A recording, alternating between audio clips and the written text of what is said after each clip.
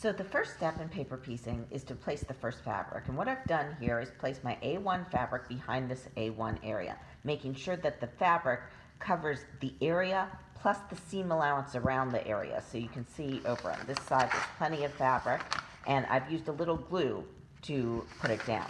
Now the next thing I'm going to do, I've already taped my paper template together, is I'm going to fold back the paper over the line between A1 and A2. So I'm going to fold it back like that.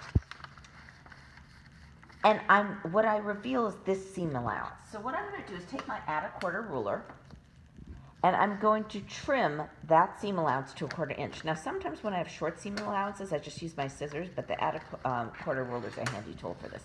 So I'm going to trim it to 1/4 inch, and I'll be back here. Okay, I have my seam allowance trimmed, and I have my A2 piece of fabric. And what I need to do with the A2 is place it so that when I open it up, it completely covers that A2 area. So what you can see here is when I open it up, it's kind of hard to imagine, but see, I have plenty of room on that end, but it's kind of short on this end. I'm going to shift that fabric down a little. Okay, so now I'm going to open up my paper again, and I'm going to stitch with a short stitch length, something like a 1.8, all the way from about 1/4 inch beyond the outer boundary here, straight down the line between A1 and A2, all the way past the 1/4 inch boundary here. So I'm going to do that, and then I'll be back. Okay, I've gone ahead and I've stitched my seam between A1 and A2, right down the center, extending the seam off the edges of the outer boundaries there.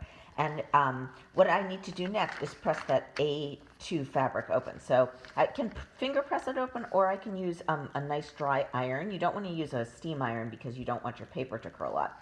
But a nice dry iron to press it open.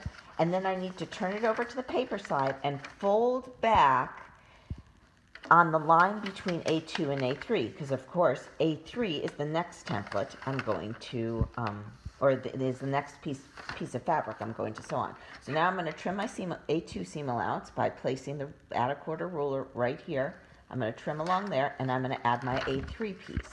When I add my A3 piece, I'm going to be careful to make sure that I position it so when it opens out, it completely covers this area. Okay, so now I'm going to add on the A3 piece. I've trimmed the A2 piece. Remember how we folded back along the paper, trimmed the A2 piece, and I need to add the A3 piece on. So I need to be careful when I do this because I need to make sure I'm covering this whole A3 area.